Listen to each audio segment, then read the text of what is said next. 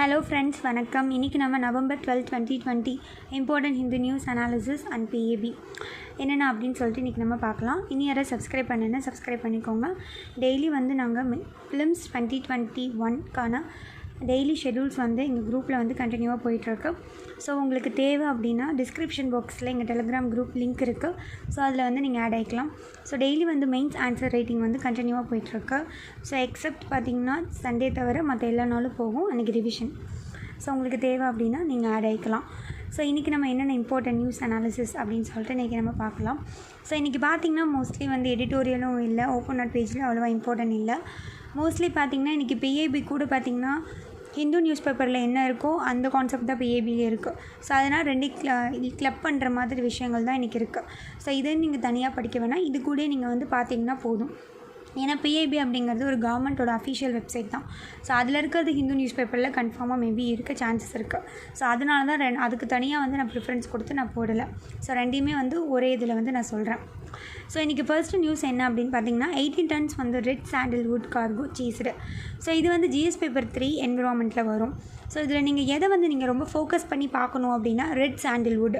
So ஆக்சுவலாக நமக்கு நல்லாவே தெரியும் சாண்டில்வுட் அப்படிங்கிறது வந்து சந்தன மரம், நல்லா தெரியும், அந்த வுட்டு தான். ஸோ அது வந்து நமக்கு இதுக்கு முன்னாடி கூட நம்ம படிச்சிருப்போம். இதனால் வந்து ஃபைட்டோ ப்ளஸ் சம்திங் வந்து பாக்டீரியானால் வந்து ஒரு பிளான்ட் டிஷ்யூவில் வந்து அஃபெக்ட் ஆகுது. ஸோ இதில் ஒரு பிளான்ட்டுக்கிட்டேருந்து இன்னொரு பிளான்ட்டுக்கு பரவும் அப்படிங்கிற மாதிரி விஷயங்கள்லாம் வந்து இதுக்கு முன்னாடி நம்ம பார்த்துருப்போம். ஸோ இது வந்து இதனால் வந்து கர்நாடகாவில் வந்து அந்த மைசூரில் வந்து அங்கே பிறந்த அரசர்கள் வந்து யார் இதுக்கான டிஷ்யூக்கு இந்த மாதிரி டிசீஸ் வந்து பரவாமல் இருக்க கண்டுபிடிக்கிறீங்களோ உங்களுக்கு வந்து நாங்கள் வந்து பரிசு தொகை வழங்குகிறோம் அப்படிங்கிற மாதிரிலாம் நம்ம படிச்சிருப்போம். அது மட்டும் இல்லாமல் இதில் என்ன ஒரு பிரச்சனை அப்படின்னா இதுக்கு வந்து அந்த டிசீஸ் வந்துருச்சு அப்படின்னா என்ன ஆகும் அப்படின்னா கண்டிப்பாக வந்து அந்த ட்ரீயை வெட்டி தான் ஆகணும். இல்லைனா வந்து அது ஒரு ட்ரீலேருந்து இன்னொரு ட்ரீக்கு பரவும். ஸோ இதெல்லாம் வந்து பேக்ரவுண்டாக நீங்கள் நினச்சிக்கணும். இப்போ நம்ம இதில் என்ன பார்க்க போகிறோம் அப்படின்னா ரெட் சாண்டில்வுட் அப்படிங்கிறத பற்றி தான் நம்ம பார்க்க போகிறோம்.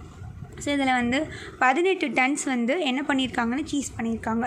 ஸோ இது வந்து எதுக்கு கீழே எந்த ஆப்ரேஷனில் இது நடந்துச்சு அப்படின்னு பார்த்தீங்கன்னா ஆப்ரேஷன் தண்டர் அப்படிங்கிற 2020 ஆப்ரேஷன் தண்டர் 2020. ஸோ இது வந்து ஆக்சுவலாக கோஆர்டினேட் பண்ணது வந்து இன்டர்போல் அப்படிங்கிறவங்க, இன்டர்நேஷ்னல் போலர்ஸ். அது மட்டும் இல்லாமல் வேர்ல்டு கஸ்டம் ஆர்கனைசேஷன் இங்கெல்லாம் சேர்ந்து அப்புறம் இதில் வந்து லா என்ஃபோர்ஸ்மெண்ட் ஏஜென்சிஸ் வந்து 103 கண்ட்ரீஸில் வந்து இது பண்ணியிருக்காங்க. இவங்க என்ன பண்ணுவாங்க அப்படின்னா இந்த ஆப்ரேஷன் ஆக்சுவலாக எதுக்காக அப்படின்னா என்விரான்மெண்ட் ரிலேட்டடாக தவறுகள் நடந்திருக்கு, க்ரைம் நடந்துச்சு அப்படின்னா அதை எதிர்க்கக்கூடியவங்க தான் வந்து இந்த ஆப்ரேஷன் அப்படிங்கிறத வந்து நம்ம கண்டிப்பாக தெரிஞ்சுக்கணும்.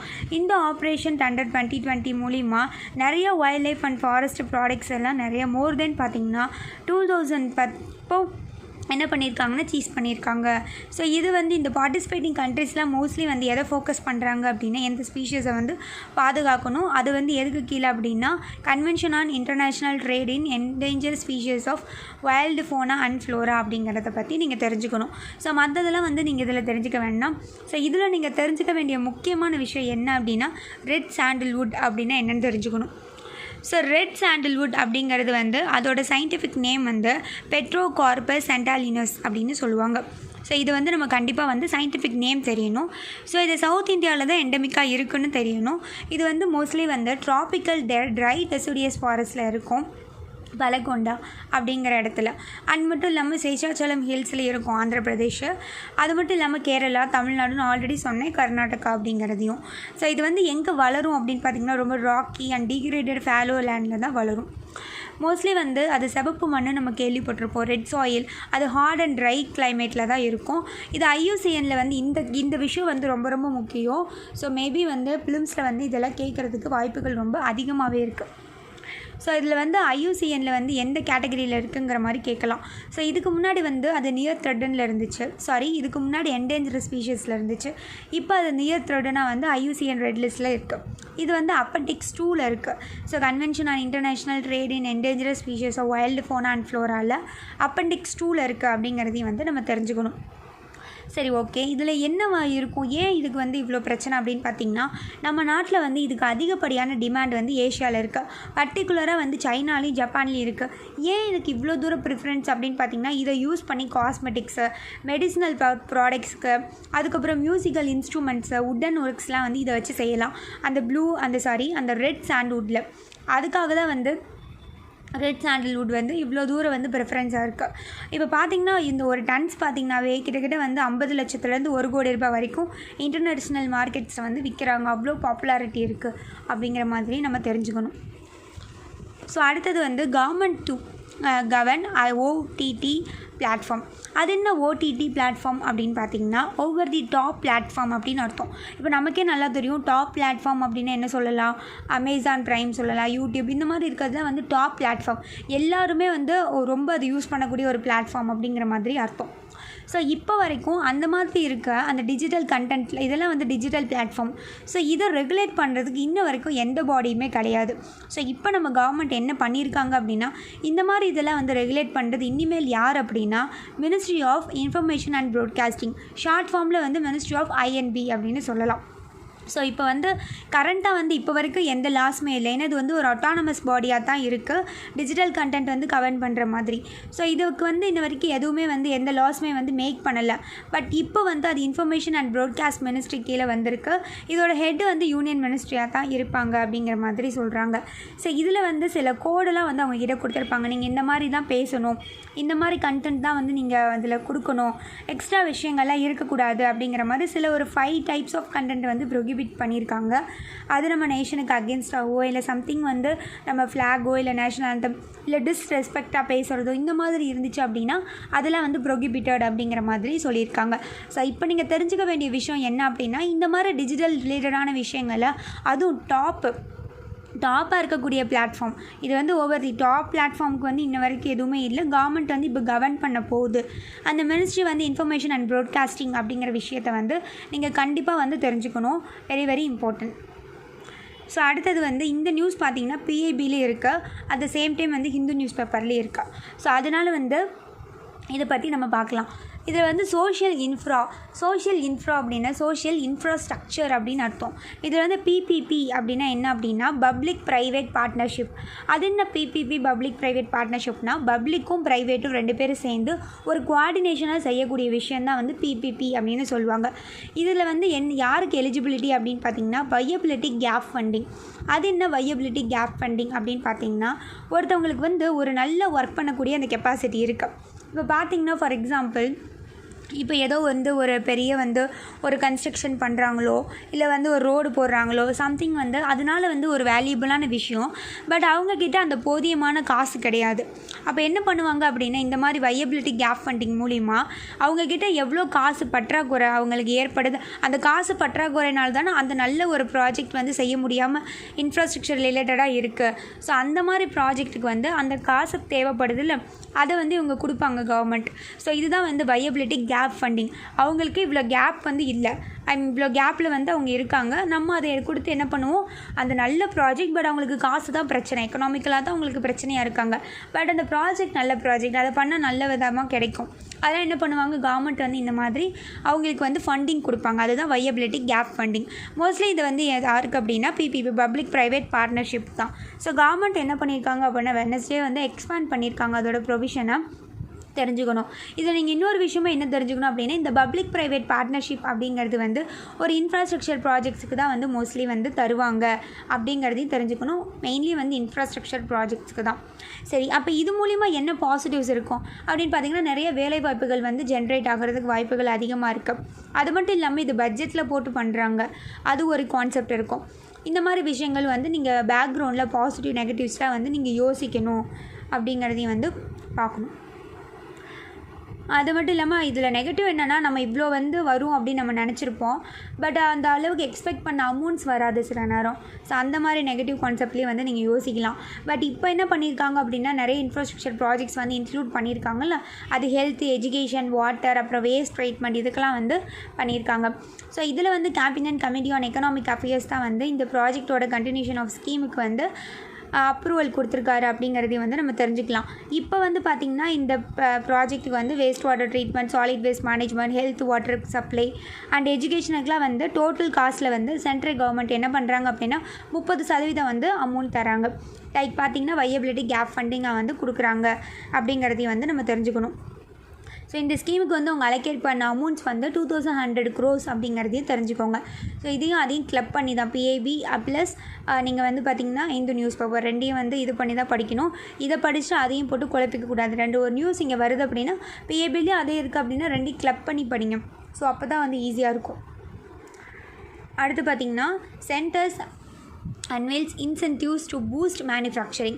ஸோ நம்ம சென்ட்ரல் கவர்மெண்ட் வந்து என்ன பண்ணுறாங்க அப்படின்னா மேனுஃபேக்சரிங் செக்டரை வந்து பூஸ்ட் பண்ணுறதுக்காக இன்சென்டிவ்ஸ் கொடுக்குறாங்க.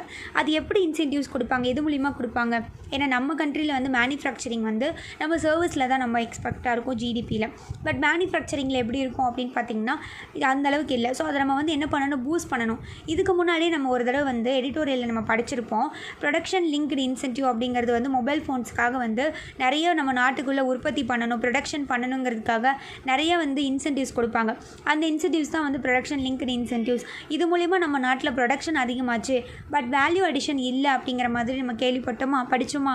ஸோ அதே தான் இதுதான் வந்து அந்த ப்ரொடக்ஷன் லிங்க்டு இன்சென்டிவ்ஸ். இது மூலிமா என்ன பண்ணுவாங்கன்னா ஒரு பொருள் உற்பத்தி பண்ணுறாங்கன்னா அதுக்கு இன்சென்டிவ் கொடுக்கறது. அப்போ இன்சென்டிவ் கொடுத்தோம்னா நிறைய அந்த பொருளை உற்பத்தி பண்ணுவாங்கல்ல, அப்போ நிறைய நம்ம எக்ஸ்போர்ட் பண்ணலாம்ல.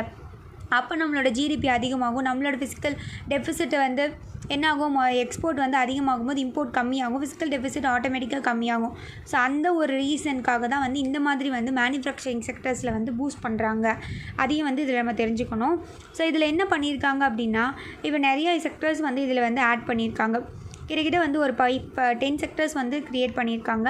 இது மூலிமா வந்து எம்ப்ளாய்மெண்ட்டும் க்ரியேட் ஆகும். அதே நேரம் நம்ம இந்தியாவில் வந்து செல்ஃப் ரிலையண்ட்டாகவும் மாறுவோம். அது என்னென்ன செக்டர்ஸ் அப்படின்னு பார்த்திங்கன்னா ஃபஸ்ட் பார்த்திங்கன்னா ஃபுட் ப்ராசஸிங்க்கு, டெலிகாம்க்கு, அப்புறம் எலக்ட்ரானிக்ஸ், டெக்ஸ்டைல்ஸு, அப்புறம் வந்து ஸ்பெஷாலிட்டி ஸ்டீல்ஸ்லாம் இருக்கும்ல அதுக்கு, ஆட்டோமொபைல்ஸ், ஆட்டோ காம்போனன்ட்ஸு, மெயினாக பார்த்திங்கன்னா சோலார் ஃபோட்டோ வால்டிக் மாடல்ஸ்லாம் இருக்குல்ல, ஸோ அந்த இதுக்கெல்லாம், அப்புறம் ஒயிட் குட்ஸ் இதுக்கெல்லாம் வந்து மெயினாக பார்த்திங்கன்னா எதை சொல்லலாம் அப்படின்னா ஏர் கண்டிஷ்னர், எல்இடிஸ்லாம் இருக்குல்ல. ஸோ இந்த மாதிரி செக்டர்ஸ்க்கெலாம் என்ன பண்ணுவாங்கன்னா அதை வந்து அதிகப்படுத்தணும், அதோட உற்பத்தி வந்து அதிகப்படுத்தணும். அப்போ என்ன பண்ணணும், கவர்மெண்ட் வந்து இந்த மாதிரி வந்து ப்ரொடக்ஷன் லிங்க்டு இன்சென்டிவ்ஸ் கொடுத்தாங்கன்னா அவங்களுக்கு இன்சென்டிவ் கிடைக்கும், அவங்க நிறைய வந்து உற்பத்தி பண்ணுவாங்க. அப்போ ஆட்டோமேட்டிக்காக வந்து நம்மக்கிட்ட வந்து நிறைய ப்ரொடக்ஷன் அதிகமாயிரும், நம்ம நிறைய எக்ஸ்போர்ட் பண்ணுவோம். நம்மக்கிட்ட நிறைய ப்ரொடக்ஷன் இருந்தால் நம்ம எக்ஸ்போர்ட் பண்ணுறது ஒரு ப்ராப்ளம் கிடையாதுல்ல. ஸோ எக்ஸ்போர்ட் பண்ணலாம் அப்படிங்கிற மாதிரி ஒரு பேக்ரவுண்டில் நம்ம இதை வச்சு யோசிக்கலாம். ஸோ இதுவுமே பார்த்திங்கன்னா ஆக்சுவலாக வந்து பிஏபிலையும் இருக்குது. ஸோ அதனால தான் வந்து இந்த நியூஸும் வந்து வெரி வெரி இம்பார்ட்டன்ட். அடுத்தது பார்த்திங்கன்னா ஜிடிபி பார்த்திங்கன்னா என்ன இருக்குது அப்படின்னா 8.6% வந்து இதாக இருக்குது, Q2 இருக்குது அப்படிங்கிற மாதிரி நம்ம தெரிஞ்சுக்கணும். இதில் வந்து புஷிங் எக்கனாமி வந்து எதில் போகுது அப்படின்னா டிசிஷனில் போகுது அப்படின்னு சொல்கிறாங்க. டிமாண்ட் அந்த அளவுக்கு இருக்காதுன்னு அர்த்தம். பட் இருந்தாலும் இது வந்து ஒரு ஃபர்ஸ்ட் டைம் இந்த மாதிரி வந்து ஒரு 2 சக்ஸஸிவ் குவார்ட்டர்ஸ்லையுமே வந்து ஹிஸ்ட்ரியிலே வந்து இது வந்து ஒரு ஃபர்ஸ்ட் டைம் ஜிடிபி வந்து இந்த மாதிரி கான்ட்ராக்ஷன் ஆகுது அப்படின்னா இதுதான் ஃபர்ஸ்ட் டைம். பட் இருந்தாலும் எனிவே நம்ம என்ன பண்ணிகிட்ருக்கோம் அப்படின்னா இந்தியா பார்த்திங்கன்னா ஷார்ப்பாக வந்து வேக்காகி தான் போயிட்டுருக்கு. இந்த லாக்டவுன் முடிஞ்சதுக்கப்புறம் இந்தியா வந்து ஷார்ப்பாக வேக்காகி தான் போயிட்டுருக்கு. பட் இருந்தாலும் நம்ம எக்கனாமி வந்து ஜிடிபியோட இது எப்படி போயிட்டுருக்கு அப்படின்னா ரெசிஷனில் போயிட்டுருக்கு அப்படிங்கிற கான்செப்டை வந்து நீங்கள் தெரிஞ்சுக்கணும். அடுத்தது வந்து ஸ்பூட்னிக் வி வேக்சின். ஸோ இது வந்து ஜிஎஸ் பேப்பர் 3ல் வரும், நீங்கள் நோட் பண்ணிக்கோங்க. இனி எல்லாமே வந்து மோஸ்ட்லி இன்றைக்கி எக்கனாமிக்ஸ் தான். ஸோ இது வந்து ஹெல்த்தில் வரும். ஸ்பூட்னிக் வி வேக்சின் பார்த்திங்கன்னா 92% வந்து எஃபெக்டிவ் அப்படின்னு சொல்லி ரஷ்யா சொல்லியிருக்காங்க. ஸோ உங்களுக்கே நல்லா தெரியும் ஸ்பூட்னிக் அப்படிங்கிறது வந்து ரஷ்யா தான் வந்து கண்டுபிடிச்ச வேக்சின் அப்படிங்கிற மாதிரி நமக்கு நல்லா தெரியும். ஸோ அவங்க வந்து 92% வந்து இது எஃபெக்டிவாக இருக்குது, அதுவும் பார்த்திங்கன்னா ஃபேஸ் ஃப்ரீ இல்லை அப்படிங்கிற மாதிரி, இதனால் எந்த விதமான அட்வர்ஸும் இல்லை அப்படிங்கிற மாதிரி சொல்லியிருக்காங்க. ஜஸ்ட் என்ன அப்படிங்கிற மாதிரி நீங்கள் இதில் தெரிஞ்சுக்கோங்க. அடுத்தது பார்த்திங்கன்னா இன்றைக்கி வந்து நியூஸ் ஆர்டிக்கல் பார்த்திங்கன்னா அவ்வளோவா இல்லை, மோஸ்ட்லி வந்து இன்றைக்கி நியூஸ் ஆர்டிக்கல் இல்லை. ஸோ அதனால தான் வந்து ரொம்ப முக்கியமான இருக்கக்கூடிய நியூஸ் ஆர்டிக்கல் மட்டும்தான் நான் சொல்லியிருக்கேன். ஸோ அதனால் வந்து நீங்கள் இதை வந்து மெயினாக ஃபோக்கஸ் பண்ணி நீங்கள் என்ன பண்ணணும் அப்படின்னா நியூஸ் ஆர்டிக்கல் வந்து நீங்கள் ஆன்சர் வந்து ரைட்டிங் ஸ்கில் அதிகமானாலோ, கான்செப்ட் கிளாரிட்டி கிடைக்கணுன்னாலோ, இல்லை வந்து குவாலிஃபைங் பேப்பராக இருந்தாலும் சரி, வேறு சிசாட் பேப்பரில் காம்ப்ரிஹென்சிவ் பேப்பராக இருந்தாலும் சரி, வேறு எந்த பேப்பருக்குனாலும் நீங்கள் டெய்லி நியூஸ் பேப்பர் படிக்கணும். அந்த நியூஸ் பேப்பர் ஸ்டார்டிங் படிக்கும்போது ரொம்ப டஃப்பாக இருக்கும். பட் கண்டிப்பாக டெய்லி படிக்க ஆட்டோமேட்டிக்காக வந்து அந்த நாலேஜோட கெப்பாசிட்டி வந்து இன்க்ரீஸ் ஆக ஆரம்பிச்சிடும். அட் த சேம் டைம் பார்த்திங்கன்னா மெயின்ஸ் ஆன்சர் ரைட்டிங்க்கு வந்து இப்போ இருந்து நீங்கள் ஃபோக்கஸ் பண்ணிங்கன்னா உங்களோட வே ஆஃப் ஆன்சர் ரைட்டிங் வந்து இன்க்ரீஸ் ஆகும். உங்களுக்கு வந்து நிறைய கண்டென்ட் வந்து ஜென்ரேட் ஆகும். அதுக்காக தான் வந்து நீங்கள் டெய்லி வந்து மெயின்ஸ் ஆன்சர் ரைட்டிங் எழுதுங்கன்னு சொல்கிறேன். யாருக்குமே வந்து ஃபுல்லாக போர்ஷன் முடிச்சுட்டு ஆன்சர் எழுதுனா கண்டிப்பாக இப்போதைக்கு முடியாது. ஸோ நம்ம வந்து மெயின்ஸ் ஆன்சர் ரைட்டிங் எழுதுறது உங்களுக்கு தெரியல அப்படின்னா அதை இப்போ நீங்கள் படிக்கிறீங்க, படிச்சுட்டு சர்ச் பண்ணுங்கள். சர்ச் பண்ணி இந்த மாதிரிலாம் எழுதலான்னு சொல்லி ஐடியாஸ் வந்து எடுத்து வச்சுக்கோங்க. எடுத்து வச்சுட்டு அதுக்கப்புறம் நீங்கள் அதை எழுதி ஓனாக மேக் பண்ண பாருங்கள். ஐடியாஸ் வந்து ஒரு ஷார்ட்டாக வந்து ஒரு நோட்ஸ் மாதிரி எடுத்து வச்சுட்டு அதை வச்சு எலாபரேட் பண்ண பாருங்கள். ஸ்டார்டிங்கில் நீங்கள் இப்படி ப்ராக்டிஸ் பண்ணுங்கள். நிறைய நியூஸ் பேப்பர் படிங்க, டெய்லி படிங்க, ரொம்ப ரொம்ப இம்பார்ட்டன்ட். ஸோ நியூஸ் பேப்பரை ஸ்கிப் பண்ணிடாதீங்க. ஸோ இன்றைக்கி பார்த்தீங்கன்னா critically discuss the pros and cons, positive and negatives அப்படின்னு அர்த்தம். ஸோ பிபிபி அப்படின்னா பப்ளிக் ப்ரைவேட் பார்ட்னர்ஷிப். ஸோ இந்த மாடல் வந்து யாருக்கு அப்படின்னா infrastructure development of the country. So இதை பற்றி நீங்கள் ஆக்சுவலாக சொல்லணும். பிபிபி அப்படின்னா என்ன அப்படிங்கிறத நீங்கள் சொல்லணும். ஏன்னா அது மோஸ்ட்லி இன்ஃப்ராஸ்ட்ரக்சர் டெவலப்மெண்ட்டுக்காக தான் இந்த மாதிரி பண்ணுவாங்க. ஸோ இதோட பாசிட்டிவ் நெகட்டிவ்ஸ் என்ன அப்படின்னு சொல்லிட்டு நான் ஆல்ரெடி சொல்லிட்டேன். ஸோ அதே தான் இது வந்து நீங்கள் 250 வேர்ட்ஸ் வந்து நீங்கள் எழுதுங்க. பட் இன்கேஸ் உங்களுக்கு வந்து 250 வேர்ட்ஸ் நீங்கள் எழுத ட்ரை பண்ணுங்கள்.